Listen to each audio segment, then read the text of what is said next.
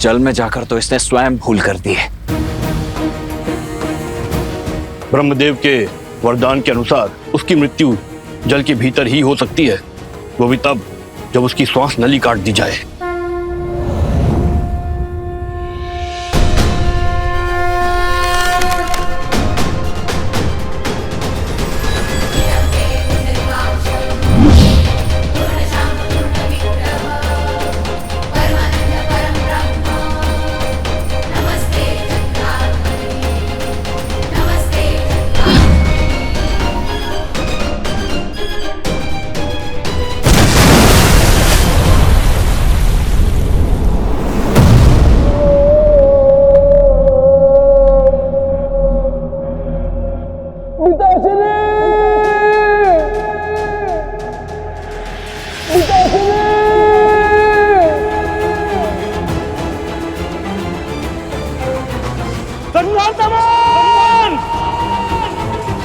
भास्करण, जो भूल रावण ने की थी वो तुम मत करो। अपने पुत्र की मृत्यु से शिक्षा लो, अपना प्रतिशोध भूलो और लौट जाओ।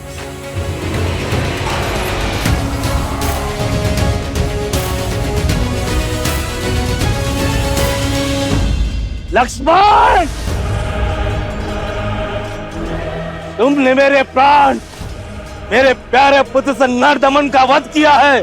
अब मेरे प्रकोप से तुम दोनों भाइयों को कोई नहीं बचा सकता, कोई नहीं।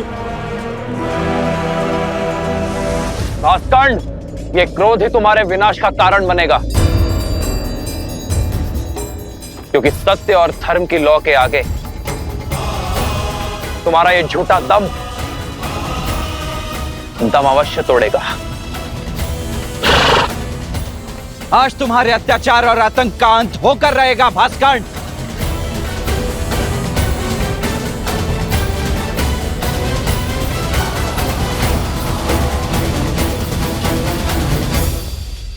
पवन पुत्र, तुम्हें अस्त्र नहीं उठाने हैं, किंतु इसके मर्दन के लिए तुम्हारी ही आवश्यकता होगी।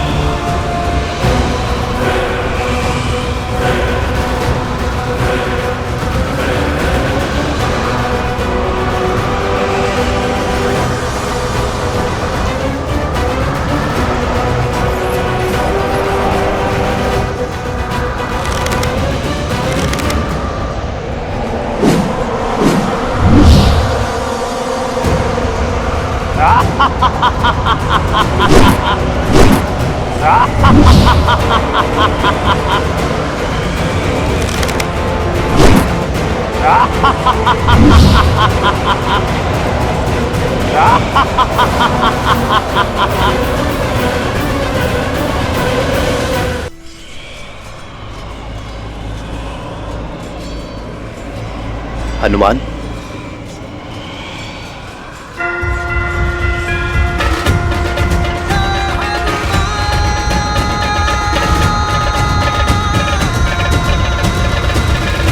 पिताश्री वायुदेव प्रकट हो।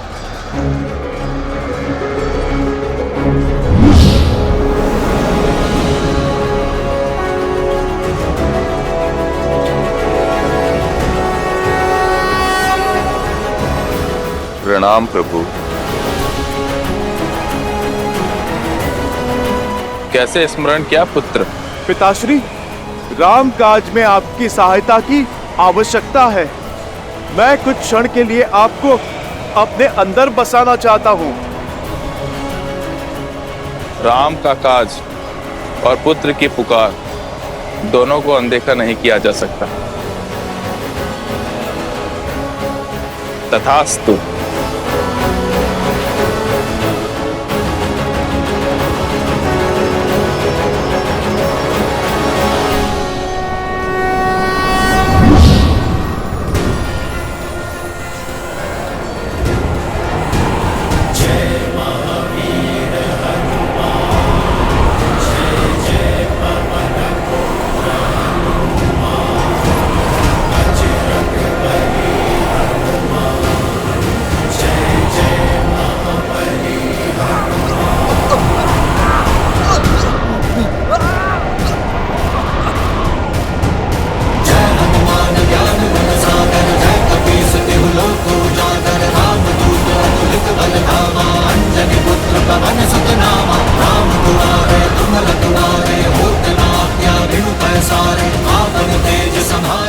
भैया, यदि हमने और देरी दिखाई तो कदाचित हम सभी का अंत हो जाएगा।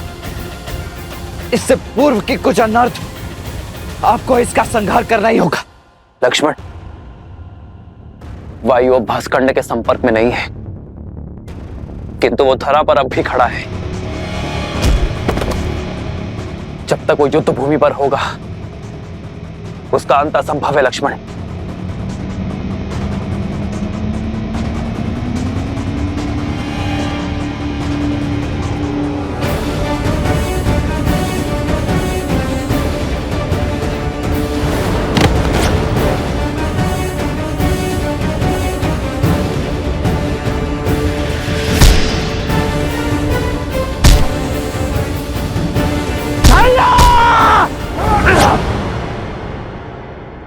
प्रहार कीजिए।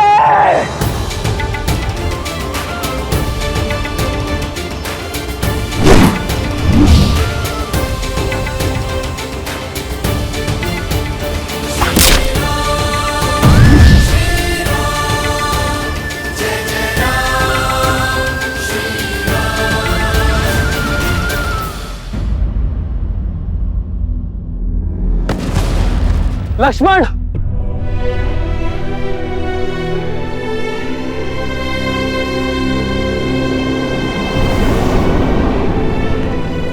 लक्ष्मण, लक्ष्मण, लक्ष्मण, लक्ष्मण, लक्ष्मण, लक्ष्मण, लक्ष्मण, आज तुमने फिर मेरे प्राण बचा लिए। लक्ष्मण,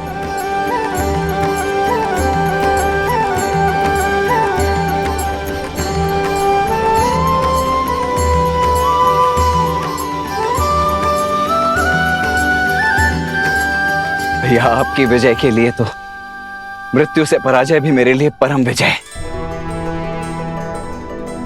कल प्रातः हम अयोध्या के लिए प्रस्थान करेंगे और वहां प्रत्येक घर पर हमारे विजय की पताका लहराएगी। जाओ लक्ष्मण, अब सेना से भी निश्चिंत होकर विश्राम करने को कहो। जो आज्ञा भैया।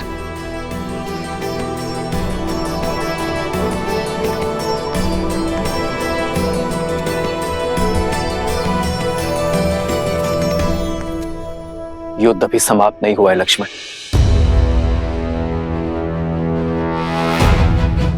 युद्ध तो अब आरंभ होगा, वो युद्ध जिसे लड़ने के लिए मैं अयोध्या से इतनी दूर आया।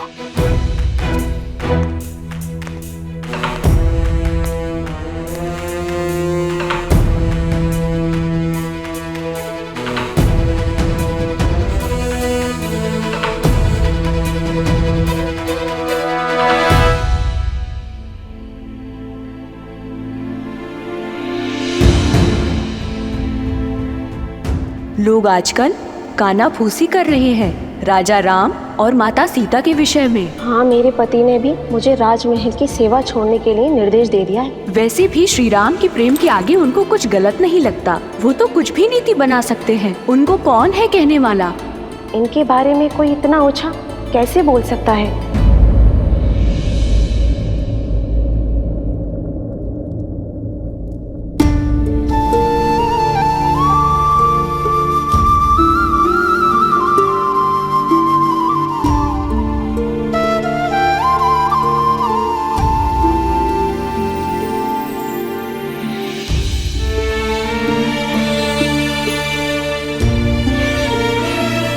सीता कभी चिंतित हो ही नहीं सकती यार, परंतु एक होने वाली माँ का स्वप्न बिगड़ जाने का शोक अवश्य है।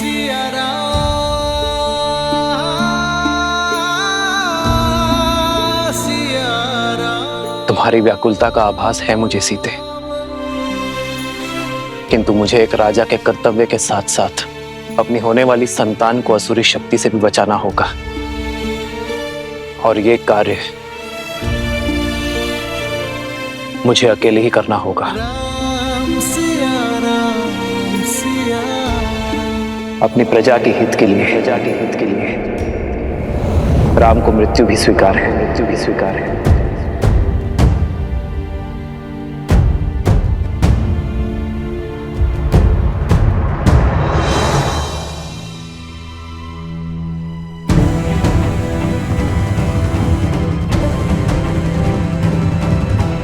इतनी रात्रि में धनुष लेकर प्रभु अकेले कहाँ पे जा रहे हैं?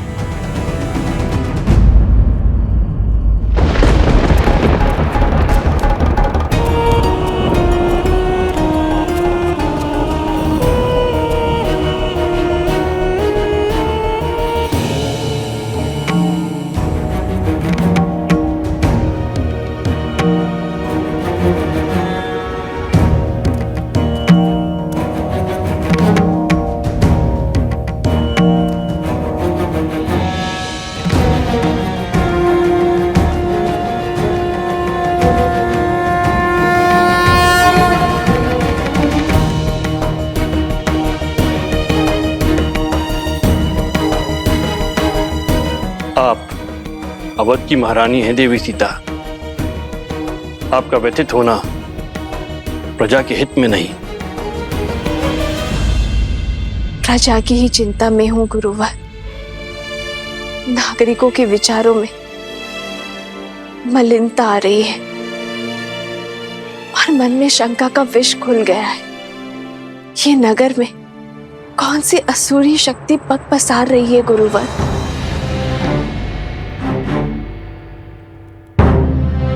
मनुष्य की प्रकृति ही अस्थिर होती है देवी।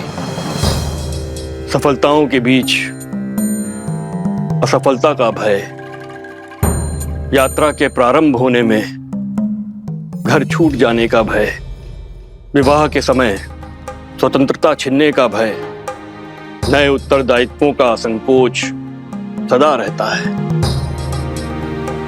मन में सदा द्वंद्वों का भंवर चलता ही रहता है। ये उचित है कि संसार का आधार सत्य है, किंतु यहां असत्य भी उपस्थित रहता है।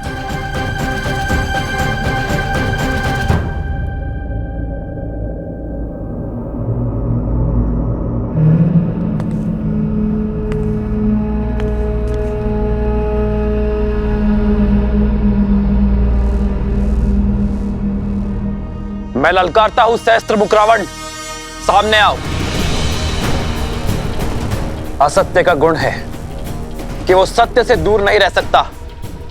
मैं जानता था तुम मेरे पीछे अवश्य आओगे। अब बात और वार छुप कर नहीं, सम्मुख होकर होंगे। हार जाओगे राम, मुझे जितना काटोगे उतना ही मैं बढ़ूंगा। हार जाओगे, पराजय स्वीकारो। छिपने का कोई लाभ नहीं सहस्त्रमुख रावण। राम, मुझे जितना काटोगे उतना ही मैं बढ़ूंगा। हार जाओगे, पराजय स्वीकारो।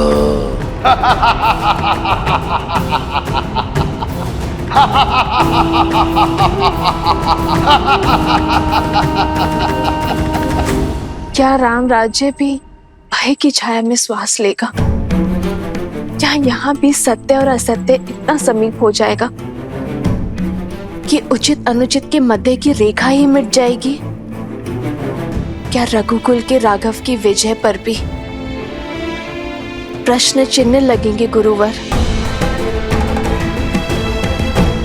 राम सिंहासन पर अवश्य आरूढ़ हो गए हैं देवी, किंतु किसी भी अभूतपूर्व कार्य के सफल होने में समय लगता है।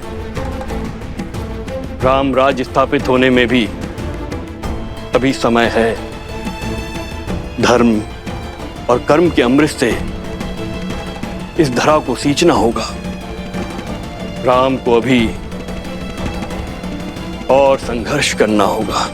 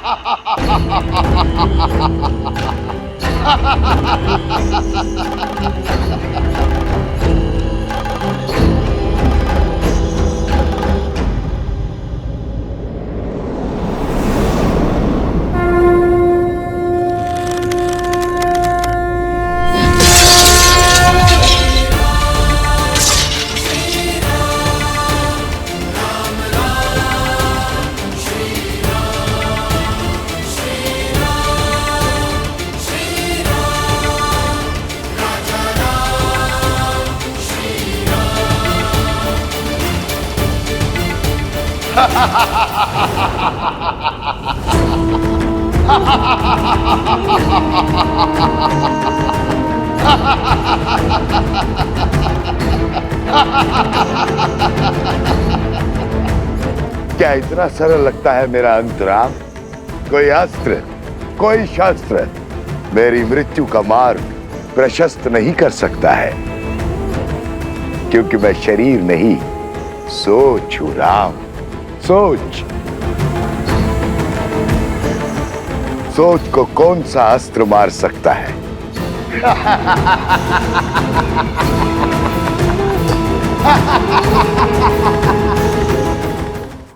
इस असुरी शक्ति को नहीं हरा सकते गुरुवर। जिसके बाण असत्य हो, धनुष अधर्म हो, उसे पराजित करना सरल नहीं होता।